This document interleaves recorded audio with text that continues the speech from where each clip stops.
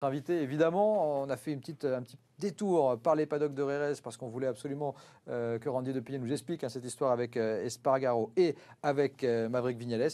Et maintenant, on va se concentrer sur cette course mythique de l'île de Man avec une fiche pour rappeler un petit peu, parce que les chiffres sont juste hallucinants quand on est une personne classique habituée plutôt à des courses moto et pas au road racing, c'est juste colossal. D'abord, c'est une course qui est mythique. Et pourquoi? Parce qu'elle a été écrite en 1907. Elle s'est arrêtée en 76 et la longueur du tour, c'est là où c'est génialissime, 60 km, 264 virages. Il n'y a pas une course, un Grand Prix, un circuit qui a une telle complexité finalement. Ouais, c'est vrai que c'est le circuit que je connaisse qui soit le plus long en fait, 200, enfin oui, 60 km le tour. En 600 et en 1000 super stock, c'est 4 tours, donc 6 x 4, 24, 240 km. Ça fait pas mal de kilomètres avec des grosses moyennes de vitesse. Pour info, en Superbike et en Senior TT, c'est 6 tours. Donc là, c'est 360 km. Ouais, la faut être costaud. Là. Et là, il faut être costaud. Ouais. Alors justement, il y a un aspect physique qui est essentiel parce que même si vous nous l'avez dit en tout début, il fallait prendre un peu de marge, etc., ça reste quand même des vitesses extraordinaires. Vous avez tourné en 19-28, c'est ça? Donc, Moi, j'ai fait mon meilleur tour au Manx GP la deuxième année, donc en 2015, en 19-28. Ouais. Ça fait une moyenne, si je ne dis pas de bêtises, de 189 ou 190 km/h de moyenne. Avec une 600. Avec une 600, ouais, voilà. Ouais, je pense que même j'ai vu la petite fiche qu'ils ont fait là, ils avaient marqué 209 km/h de moyenne le record. Je crois que maintenant il a été battu, je crois qu'on est à 213 km/h si je dis pas de bêtises. Donc ça c'est assez énorme. Et alors du coup, c'est d'autant plus extraordinaire que au final, il y a une progression année après année. On a l'impression qu'il n'y a pas de. Est-ce que c'est parce que les marges de sécurité se réduisent? Est-ce que vous avez cette conscience là? Non, la marge de sécurité, il faut toujours qu'elle reste identique. Hein. Il faut garder une grosse marge de sécurité. Il ne faut pas rouler à 110%, contrairement à ce qu'un pilote de vitesse peut faire. Là, on voit une caméra embarquée avec des vues avant, des vues arrière. C'est là où on voit qu'il n'y a aucun dégagement. Hein. Ouais, ce qui est bien en fait sur cette vidéo, c'est qu'en bas à gauche, on a la vitesse GPS instantanée à chaque point du circuit. Donc ça c'est intéressant parce que sur les caméras embarquées qu'on peut trouver sur internet, on voit que ça va vite, on voit que ça va même très vite, mais il n'y a pas la vitesse. Bon là on est que sur une 600, hein, donc mais bon ça défile un petit peu, ouais. Ça défile un petit peu. C'est j'allais dire c'est un kiff entre guillemets sur route comme ça un peu d'être à 200 et quelques. Ouais, bien sûr. Bah, en fait c'est le côté, c'est sûr que le côté adrénaline, il fait partie de la course, le danger, le risque. C'est ça qui est intéressant. Ouais. Justement, le danger, le risque, Serge Nuc, qui était venu sur ce plateau, témoignait comme ça de la TT, dans sa première séance d'essai, avait assisté à évidemment quelque chose de terrible et de dramatique, puisque c'était le décès d'un concurrent qui était juste devant lui. Est-ce que c'est des choses, quand vous prenez le départ, même pour les essais, que vous avez en tête? Oui, forcément, on pense à un moment à ça. Après, voilà, on est des grands garçons. Personne nous a mis un couteau sous la gorge pour aller rouler là-bas. Je fais ça parce que j'aime ça, parce que ça me procure des sensations et parce que je retrouve ça en fait nulle part ailleurs. Je retrouve pas ça sur un circuit de vitesse. Je suis pas très bon en vitesse, c'est pas mon truc. Mais je prends beaucoup de plaisir à rouler sur la route et c'est aussi parce qu'il y a du danger, qu'il y a cette adrénaline-là. Ouais. Alors, John McGuinness disait d'ailleurs que les types sur les dingues, c'était pas vous, ceux qui faisaient la TT, mais c'était ceux qui étaient sur un circuit.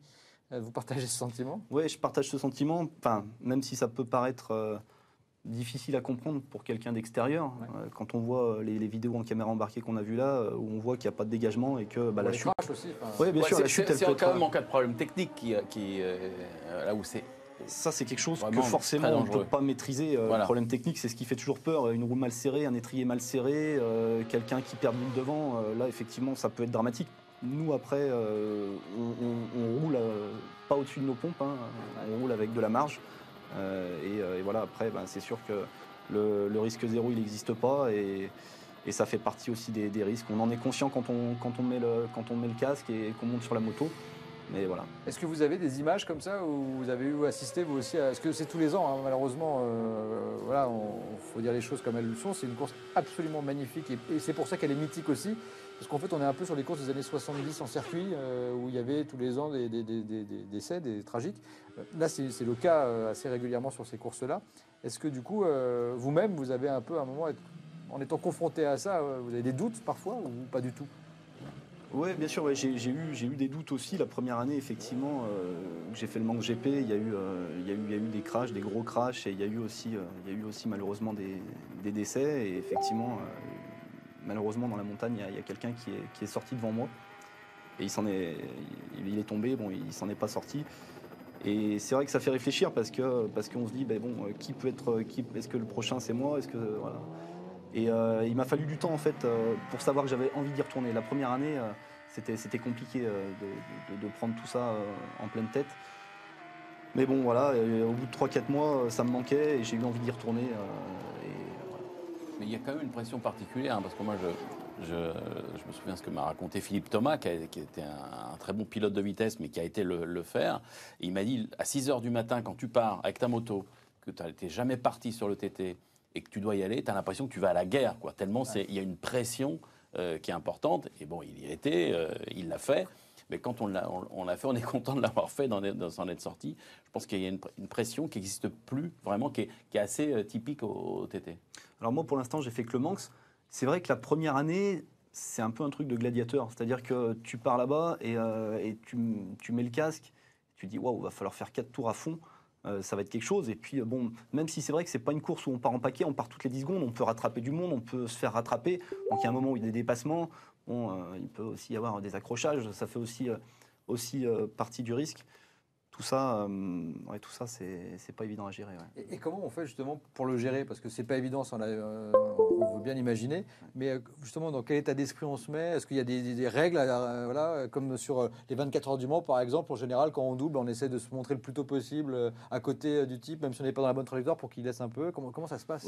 Généralement, on privilégie les endroits. Enfin, moi, en tout cas, pour ma part, je privilégie un endroit où il va y avoir de la ligne droite et où je vais pouvoir prendre l'aspi derrière et où je vais pouvoir doubler facilement plutôt que d'essayer de faire les freins dans un virage où là, on sait que s'il y a un accrochage, c'est dramatique. Ouais. Vous avez vu, ou été victime, j'allais dire, d'une attaque un peu optimiste? Non, mais il est dingue de le faire là. Ou... Ouais, il y a des fois où effectivement, il y a une ou deux fois où effectivement, je me suis fait doubler où c'était un petit peu chaud, mais bon, après. Et après, le tour est long, donc vous oubliez, mais est-ce que vous allez le voir après pour me dire, dis donc, t'es gentil? Ça. Non, parce que déjà, on a même du mal à voir qui c'est exactement, parce que ça va tellement vite, en fait, qu'on est déjà surpris. Ouais. Ouais, c'est extraordinaire. Hein. Moi je trouve, on avait fait une fois un reportage sur ces road racing, c'est absolument colossal. Non, Philippe, vous, c'est quoi votre point de vue? Homme de circuit. Mais, oui, moi j'ai une époque où j'ai connu la fin de ces courses-là. Mais avant, toutes les courses étaient sur des circuits comme ça, sauf qu'ils n'étaient pas aussi longs. Mais donc, c'était une prise de risque que les pilotes ne veulent plus prendre. Et puis, les machines ont quand même évolué en termes de performance. Donc là, ça devient vraiment une affaire de spécialiste, comme tu es devenu. Mais je pense qu'il ne faut pas penser justement que des pilotes sont des barges qui... non, il y a du travail derrière. C'est un peu... Je pense que tu abordes ça un peu comme tu abordais une spéciale de rallye. Quand tu vas reconnaître, tu vas prendre tes points de repère. Quand je monte sur la moto, j'y vais pas pour me mettre dans un mur, c'est sûr. Hein. J'y vais d'abord pour prendre beaucoup de plaisir. Et j'y vais pour, oui, bien sûr, j'y vais pour finir, hein, c'est sûr. Et je pense que la moto, c'est quand même aussi un sport, on le sait, à risque, et que l'excitation de la moto, c'est flirter aussi avec le risque. Et là, je pense que c'est l'effet maximum. C'est exactement ça. On est au maximum de ce qu'on, enfin, pour ma part, en tout cas, on est au maximum de ce qu'on peut trouver en termes d'adrénaline, parce que le danger est omniprésent. Il y a énormément de risques. Et effectivement, en fait, quand on termine une course comme ça, on se sent beaucoup plus vivant. C'est dingue à dire, mais voilà, on voit la vie différemment et on profite encore plus de la vie. C'est comme ça qu'étaient tous les pilotes, que ce soit automobile ou moto, dans les années 60, parce qu'ils n'étaient pas sûrs de se retrouver à la fin du Grand Prix ou de la course, et il y avait une sorte de cohésion entre eux, et qu'il n'y a plus forcément maintenant. Et comment la communauté des pilotes qui se retrouvent sur ces courses, le Manx, que vous connaissez mieux, ou le TT, c'est particulier l'atmosphère? Ouais, l'ambiance des courses sur route, en général, c'est un peu l'ambiance Continental Circus, je dirais, l'ambiance qu'on a connue, que j'ai pas connue, parce que je suis trop jeune, mais voilà, qu'on peut voir sur les vidéos des années 60, 70, où voilà, tout le monde est dans l'herbe, avec son petit camion, où ça bricole dans l'herbe. Voilà, c'est vraiment sympa, c'est bon enfant. Je pense qu'il y a énormément de respect entre les pilotes. Et c'est quelque chose que j'ai pas retrouvé sur la piste. Alors peut-être que je suis pas allé assez sur circuit, mais voilà, c'est vraiment très convivial, c'est assez sympa. Ouais. Alors, vous avez amené une de vos bulles, parce que là aussi, il faut bien se planquer, parce qu'il y a quand même beaucoup de pleine charge. Hein. Enfin, on est souvent à des vitesses assez élevées, donc il faut bien se cacher pour un peu s'économiser. Le tour est long, il y en a plusieurs à faire, donc voilà. Donc ça, c'est une bulle spécifique que vous avez amenée. Oui, mais je regardais en fait sur des caméras embarquées, où il y a des fois, on reste pendant 30 secondes à fond, en 600. Et par rapport à ça, c'est vrai que la nuque, les cervicales, tout ça, c'est mis à contribution. Donc il faut des grosses bulles comme on peut voir ici. Ouais. Et c'est vrai que on voit que c'est encore plus gros qu'une bulle d'endurance. Hein. Ah ouais, c'est plus gros qu'une bulle d'endurance. Ouais, c'est beaucoup plus gros qu'une bulle. Enfin, je pense que c'est beaucoup plus gros qu'une bulle d'endurance. En fait, la bulle normalement, elle est comme ça sur la moto. Donc là, on la voit un petit peu mieux. Elle est posée comme ça. Ouais. Je pense que c'est plus gros qu'une bulle d'endurance. Ouais.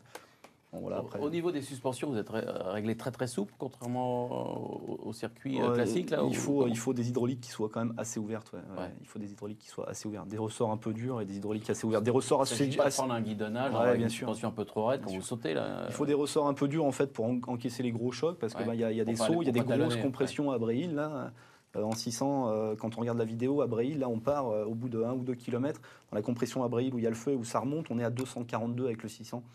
Voilà, à mon petit niveau, parce que j'ai fait ça que 2 ans et je roule qu'en 600, mais j'imagine John McGuinness qui doit passer là-bas, à mon avis, à 270, 280 avec la 1000, où il doit rester à fond de 6. Ouais. Il y a une forme d'appréhension, parce que vous connaissez le tracé avec la 1000, est-ce qu'il y a une forme de respect, c'est-à-dire comment...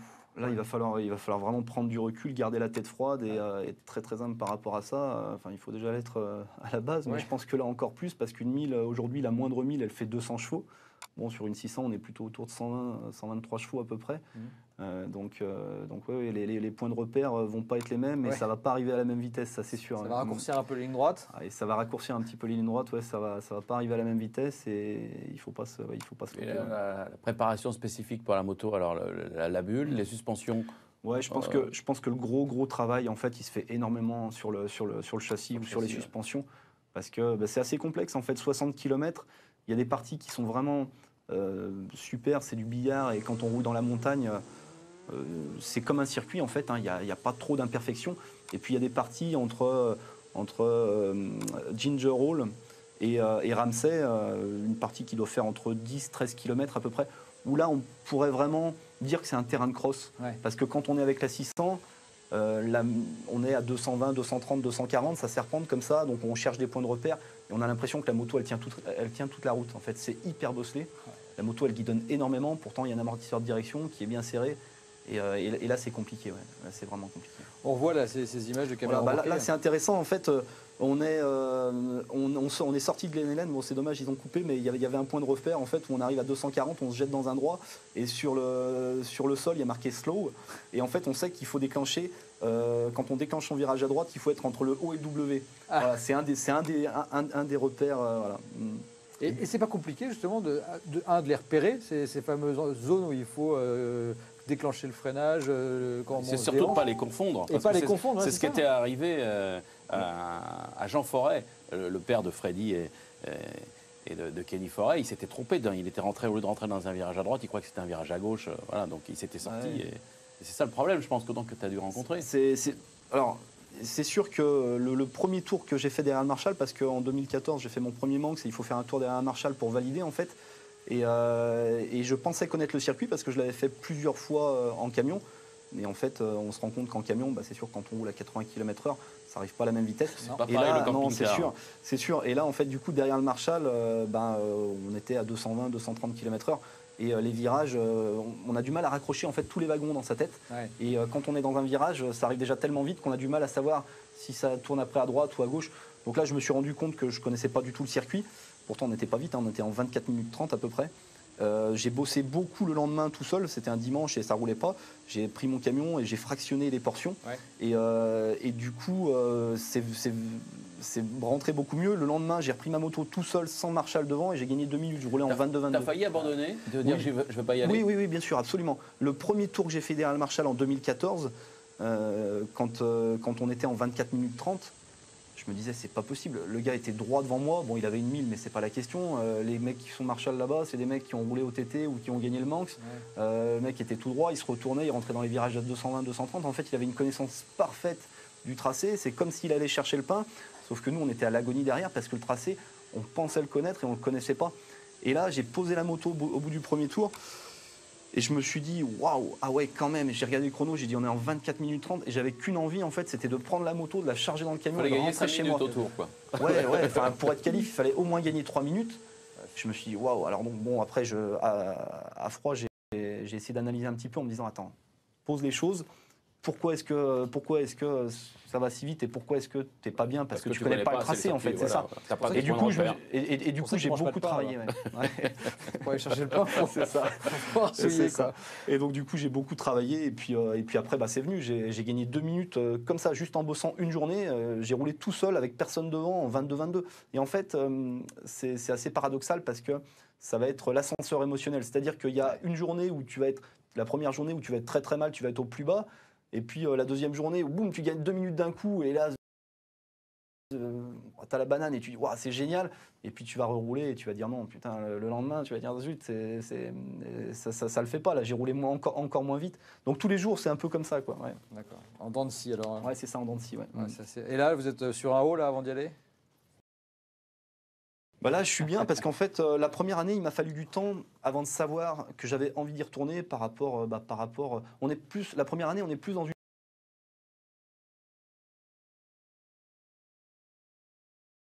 une phase de découverte, donc on a du mal à être dans une phase. Pas d'euphorie, oui, mais surtout de découverte. Et tout nous pète à la gueule. Et là, c'est la vraie course. Là, le TT, c'est le top. Donc là, c'est encore une marche supplémentaire. Tu vas avoir une pression supplémentaire automatiquement. Pas spécialement. La pression, je l'avais la première année quand on était dans la phase de découverte parce que j'avais du mal à être dans la phase de plaisir. Et la deuxième année, je commençais à connaître vraiment bien le tracé. Et là, j'étais dans une phase de plaisir. Donc, au bout de la deuxième année, quand j'ai fini ma dernière course, je savais tout de suite que j'avais envie d'y retourner. Que ce soit au Manx ou que ce soit au TT, je savais que j'avais envie d'y retourner. Alors que la première année, il m'a fallu 3-4 mois pour savoir que, ok, j'avais envie d'y retourner parce que ça reste déraisonnable quand même quand on voit ça de l'extérieur. Voilà. Et puis j'imagine que vous avez été confronté à des situations un peu désagréables aussi, ce qui fait qu'on a du mal à s'y remettre. Bien sûr. C'est vrai que ce qu'on peut voir là-bas, des fois il y a des crashs et ça nous marque, ça reste. Mais voilà, parce que c'est des choses où les pilotes, et heureusement, sont pratiquement plus habitués, même si ça arrive de temps en temps, des pilotes qui perdent la vie comme ça. Et c'est vrai que des gens comme Giacomo Agostini, quand même, qui est un énorme champion, qui a été gagné 10 fois là-bas, en Grand Prix à l'époque du championnat du monde, il a dit à un moment donné, il faut que ça s'arrête, il faut que ce soit plus un véritable Grand Prix. Et je pense que c'est une bonne décision pour le sport moderne. Ouais. Après, je me mets à la place de gens comme Giacomo Agostini ou les Michael Dunlop, John McGuinness, tous les mecs qui roulent devant. Je pense que pour eux, c'est extrêmement dangereux parce qu'on se bat dans la seconde pour aller essayer d'être devant et essayer de gagner. Bon, pour nous, chacun à son niveau, ça reste dangereux, bien sûr, mais je pense que nous, on garde quand même une marge qui est énorme et voilà, on est dans des chronos qui sont loin des leurs. Donc je pense que pour nous, ça reste quand même assez safe par rapport à ce qu'ils font devant. Ouais. Vous vous battez contre vous, c'est ça en fait, plus que contre un chrono avec un autre, c'est ça? Ouais, voilà, c'est ça. Enfin, moi, ce que j'aime dans la course sur route, que ce soit le rallye ou le TT, c'est que quand on part sur une quand on part en rallye, on va appeler ça une spéciale chronométrée. Là, on va dire un tour de l'île de Man. On part entre guillemets tout seul. On part toutes les 10 secondes au TT. On n'est pas en paquet. Donc on se bat en fait contre nous-mêmes. Et c'est ça qui est intéressant. Il n'y a pas une vraie baston, voilà, je trouve. Et c'est un multiple champion de France du rallye qui vous parle, donc il fait ça juste comme ça pour se battre contre lui-même. Mais en plus, s'il peut battre tout le monde au passage, on est pas mal quand même. Ouais, enfin, au TT, ça risque rien. Mais voilà, en rallye, je suis un peu plus dans mon élément, mais au TT, ouais, non, ça risque rien. Ok. Est-ce qu'il y a un moment sur le championnat de France des rallyes où vous vous êtes dit, tiens, ça, je pourrais m'en servir pour. Est-ce que vous faites Est-ce que c'est du coup une occupation permanente de vous dire qu'est-ce que je peux faire pour améliorer le TT ou le Manx en fonction de ce que je découvre ailleurs? Est-ce qu'il y a des choses comme ça? Entre le rallye et les courses sur route à l'étranger comme le Manx ou le TT, voilà, il y a un monde d'écart. La seule chose qui rapproche ces deux disciplines, c'est la notion de danger, la notion de risque. Après, c'est sûr qu'en rallye, que tu prennes un arbre à 120 en rallye ou que tu le prennes à 220 au TT, je pense que le résultat il est le même. Donc il faut toujours garder de la marge. Mais c'est sûr qu'il y a quand même un monde d'écart. Au TT, les routes sont très très larges, les vitesses moyennes sont très élevées. C'est sûr que c'est pas la même chose. Vous n'avez peut-être pas les mêmes essences d'arbres non plus au TT. Ouais, tout à fait. C'est quand même dur. Hein. C'est quand même assez dur en général. Donc effectivement, il faut le prendre avec de l'humour et avec un peu de recul comme vous l'avez fait. Bon, Philippe, un dernier mot sur cette discipline qui est juste un peu. Ça fait partie de la légende du sport moto. Voilà, c'est une très vieille épreuve et que quand on est dans une société où on recherche le risque zéro, on a l'impression que ça ne devrait plus exister. Mais moi, je trouve que ça doit exister parce que, regarde, il y a des jeunes comme lui qui ont envie d'y aller et ça fait partie de l'histoire de la moto. Donc, que ce soit ça fasse plus partie du championnat du monde, je pense que c'est de vitesse, c'est une bonne décision parce que c'est compliqué avec l'évolution. Mais que cette épreuve existe, je pense que c'est super. Et puis, bravo à toi d'aller la faire. Et merci bien. Ouais, bravo. Merci d'être venu aussi nous la présenter, nous en parler avec brio. Et on suivra évidemment cette grande première, même si Manx, vous connaissez le circuit, mais pas l'épreuve. Donc on vous suivra évidemment pour la TT. N'hésitez pas à nous envoyer des caméras embarquées, on est très friands de ça. Avec plaisir, merci pour l'invitation. Et des textos, parce que parfois je ne ferme pas mon portable. Oui, juste avant, voilà, comme ça j'ai les infos. Ça pourra l'aider. Voilà. Mais évidemment, pas en conduisant.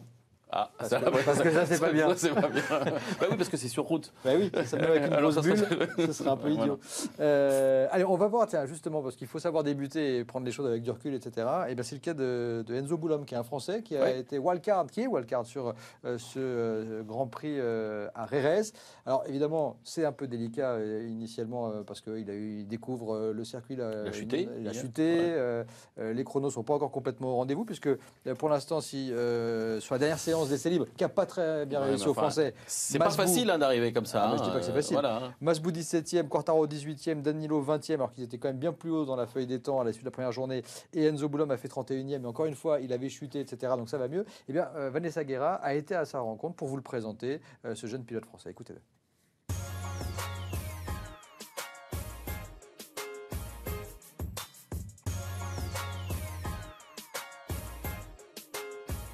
Comment ça s'est fait que vous soyez pilote d'Alex Rins? Alors comment ça s'est fait? Tout d'abord, j'avais signé un contrat